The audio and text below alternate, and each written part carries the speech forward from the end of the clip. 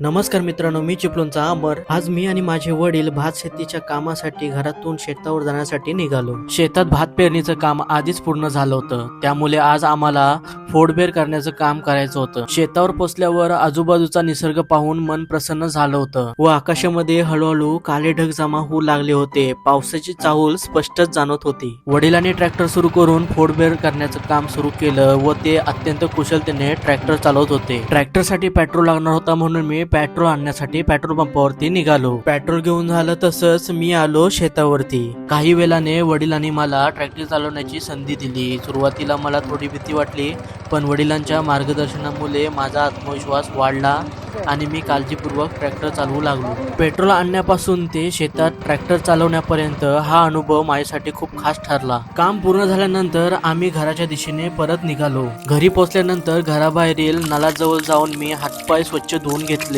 त्यानंतर मी घरात आलो. हा व्हिडिओ तुम्हाला आवडला असेल तर कॉमेंट मध्ये नक्की सांगा आणि माझ्या चॅनलला सबस्क्राईब करा. भेटू नेक्स्ट व्हिडिओ मध्ये. बाय.